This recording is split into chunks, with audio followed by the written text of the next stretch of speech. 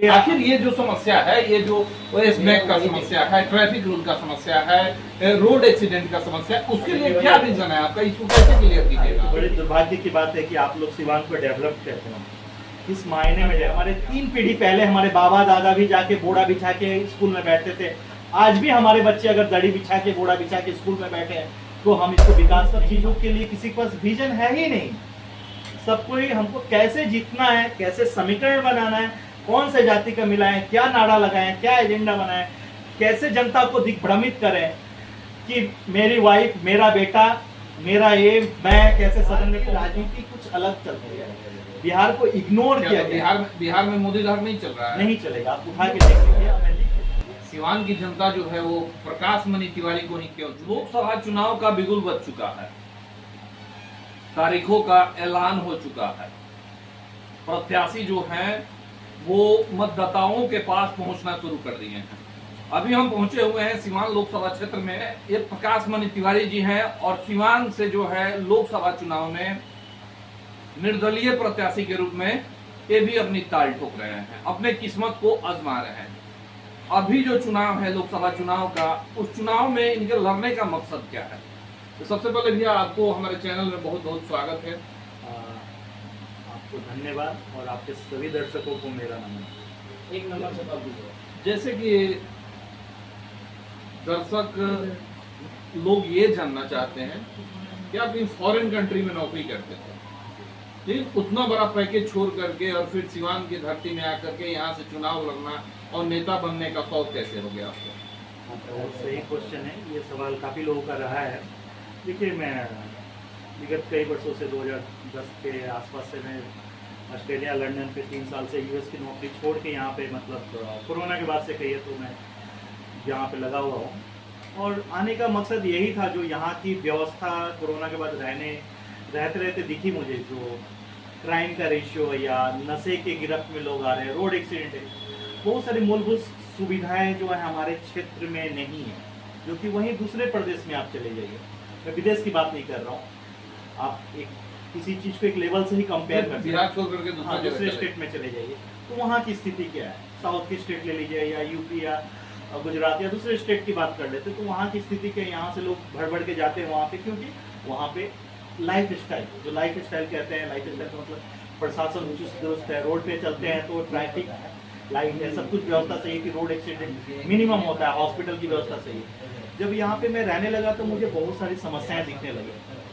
तब मुझे लगा कि अगर मैं इन सभी समस्याओं पे आज आवाज़ नहीं उठाता हूँ, मैं यूएस जाके शिफ्ट हो जाता हूँ अपने बच्चों के साथ, तो 10 साल बाद जब मैं आऊँगा वहाँ से यहाँ पे रहने के लिए, या मेरा बेटा आया, तो उस समय मुझे लगेगा कि भाई मैंने आवाज़ क्यों नहीं उठाई थी। उस समय अगर मैं आवाज़ उठाया रहता तो हो सकता है किसी ना किसी नेता के कान में, प्रशासन के कान में ये सभी चीज़ें गई रहती और ये चीज़ें सुधर गई रहती। तो मैं इसी के लिए थोड़ा रिसर्च किया कि क्या क्या प्रॉब्लम्स हैं। तो मुझे एक प्रॉब्लम दिखते चले गए, जैसे स्माइक वाले नशे का प्रॉब्लम सबसे गंभीर समस्या है हमारे समाज की। अगर देखेंगे अभी आज के डेट में, इसमें युवा वर्ग जो है वो काफी कम उम्र के लड़के, 12-14 से लेके आप देखेंगे 25-26 साल, जो हमारे प्रदेश का या जिले का कहिए, जो देश के भविष्य हैं, वो एक नशे के गिरफ्त में होते जा रहे हैं। सबसे स्ट्रॉन्ग जो हमारा है, जो सबसे इंथुसियाज्म जिसमें सबसे ज्यादा पोटेंशियल है जिस एज ग्रुप में, वो एज ग्रुप के पूरे लड़के मतलब ये तो बर्बाद हो रहे हैं। और ये जो नशा है क्रेज के रूप में बच्चों में फैल रहा है। आपको लगता है कि मेरा बेटा सुरक्षित है, स्कूल जा रहा है, उसकी संगति ऐसी नहीं, आपको भनक भी नहीं लगेगा। आखिर ये जो समस्या है, ये जो ओएस बैंक का समस्या है, ट्रैफिक रूल का समस्या है, रोड एक्सीडेंट का समस्या, उसके लिए क्या रीजन है आपका? इसको कैसे क्लियर कीजिएगा? देखिए, कहीं भी अगर आप समस्या के जड़ तक पहुंचेंगे तो कहीं ना कहीं नेतृत्व की लापरवाही, निजी स्वार्थ, जहां भी नेतृत्व अपने निजी स्वार्थ में लिप्त है, जो भी उनको पद, प्रतिष्ठा या पावर या फंड मिलते हैं, अगर उसका यूज अपनी निजी विलासिता के लिए यूज करेंगे तो उसका साइड इफेक्ट है। यही पूरे बिहार का रहा है। जो भी राजनीतिक पार्टियां रही हैं, आप उठा के देखिए, विगत 30-35 साल का इतिहास, लोगों ने पब्लिक के फंड का यूज अपनी विलासिता के लिए, अपने निजी वर्चस्व बाहुबल के लिए यूज किया। इसका नतीजा हुआ कि हमारा प्रदेश कहां से कहां चला गया। तो इसके पीछे नेतृत्व की लापरवाही है, प्रशासन की अनदेखी है, कहीं ना कहीं लोग जो भी नेतृत्व में है, पावर में है, निजी स्वार्थ में लिप्त होकर इन चीज़ों को इग्नोर कर रहे हैं और इसके जो भी मतलब स्मगलर हैं उनको बढ़ावा दे रहे हैं, जिसकी वजह से ये पूरी तरह से फैल रहा है।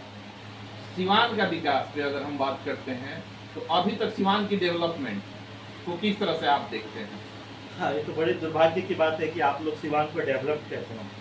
किस मायने में डेवलप है? आप यहीं से एक देवरिया जिला को उठा लीजिए, जस्ट बगल का जिला है दूसरे स्टेट का। अब डेवलपमेंट के पैरामीटर आपके नज़र में क्या है? कुछ लोगों का डेवलपमेंट का पैरामीटर होता है कि हमारे यहाँ रोडों का चौड़ीकरण हो गया, हर रोड पे स्ट्रीट लाइट है, हर रोड पे ट्रैफिक की व्यवस्था है, इसको कहते हैं विकास।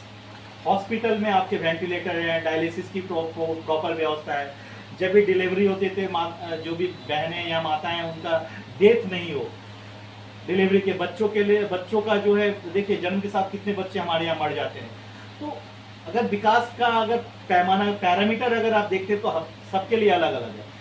किसानों के लिए लाइफ स्टाइल कितना बदला, उनके लिए खेती में कितनी सुविधाएं, 20 साल पहले क्या सुविधा थी, आज क्या सुविधा है, उनको यूरिया या पानी या और सभी चीज़ें कितनी आसानी से मिल जाती है। स्टूडेंट के लिए क्या सुविधा है, क्या उनके लिए उनका जो सेशन सही हो गया है, क्या आज भी पेरेंट्स सरकारी स्कूल में नहीं भेज के प्राइवेट स्कूल में भेजने को मजबूर है।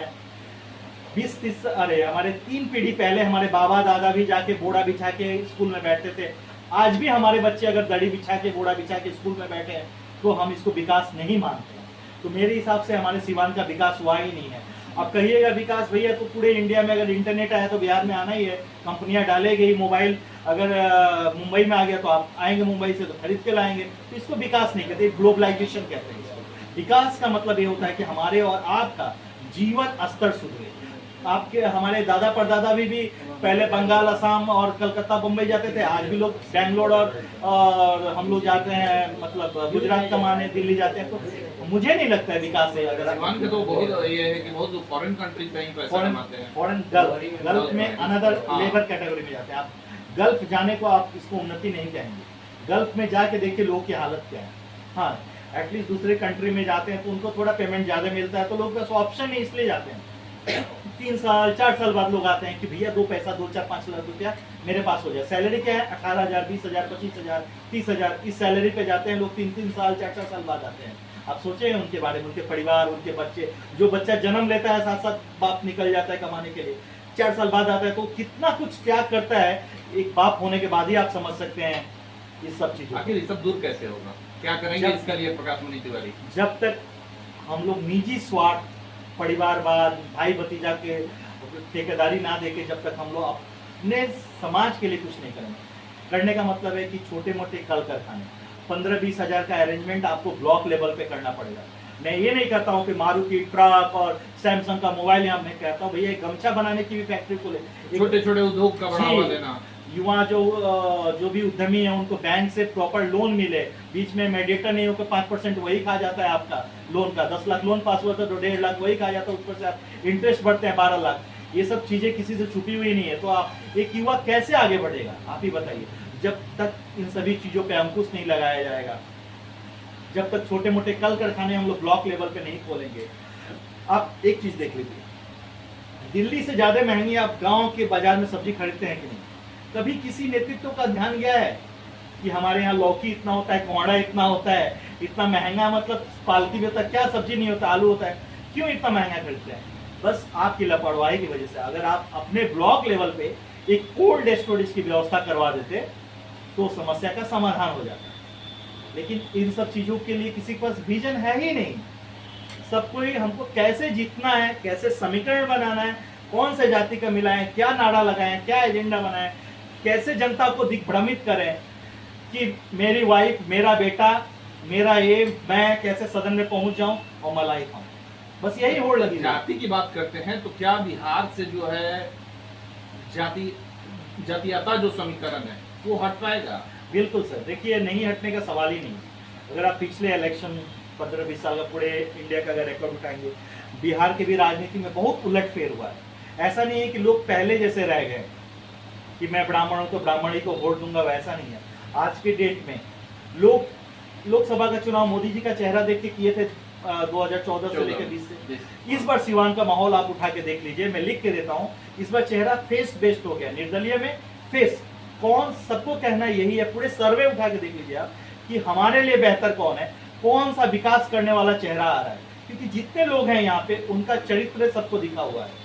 किसी को अपने वाइफ को पहुंचाना है, भले उनको बोलने आए नहीं आए, हमारे सदन में पहुंच जाना है, किसी को अपने बेटे को, किसी को ऐसा ही चल रहा है, किसी को पहुंचना है, तो मतलब यही चल रहा है। जो कैंडिडेट लोग हैं लगभग जो परिवारवाद से ग्रस्त हैं, निजी स्वार्थ में लिप्त हैं, उनको जनता का कुछ दिख ही नहीं रहा है।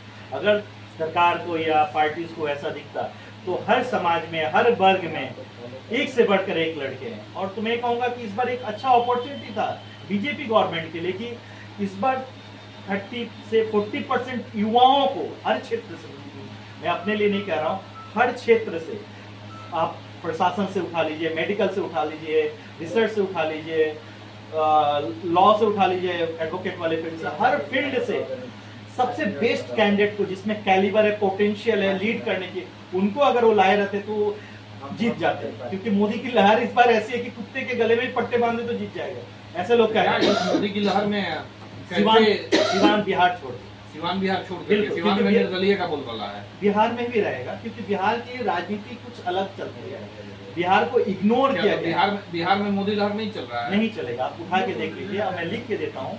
जितने भी आपके 40 लोकसभा सीट है, इसमें से इस बार आपको 25% आपके निर्दलीय प्रत्याशी लिख के रख लिए, ये आने वाले हैं। अंत में एक सवाल, सिवान की जनता जो है वो प्रकाश मणि तिवारी को ही क्यों चुने? बहुत सही क्वेश्चन है, क्यों नहीं चुने?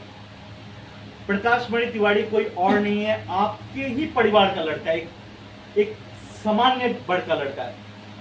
जिन लोगों को लगता है कि केवल जो परिवारवाद है, जो बड़े नेता हैं, मेरे पिताजी कोई ना एमपी थे, ना एमएलए थे, ना मंत्री थे, तो है भी नहीं दुनिया में, एक साधारण शिक्षक थे।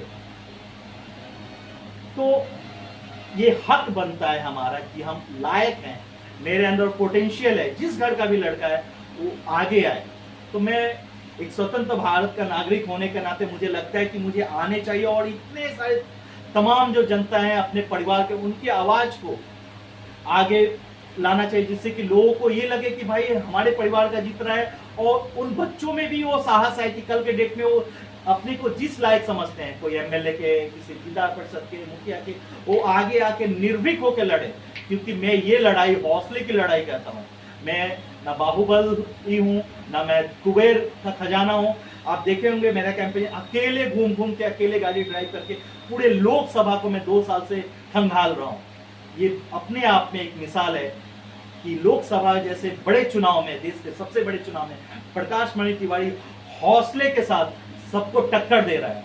और ये छुपी हुई बात नहीं है, जाके देखिए, आप किसी भी प्रतिनिधि से बात कीजिए कि उनके मन में अगर एक खौफ है, एक निर्दलीय प्रत्याशी प्रकाश मणि तिवारी से है। हमारे साथ जुड़े हुए थे सिवान से निर्दलीय प्रत्याशी प्रकाश मणि तिवारी जी। अपने बात को, अपने विजन को आपके सामने जो है वो स्पष्ट और बेबाक तरीका से रखे हैं। बहरहाल आपको ये फैसला करना है कि हमारे लिए जो है वो कौन प्रत्याशी सही है और हमें किसे चुनना है। धन्यवाद।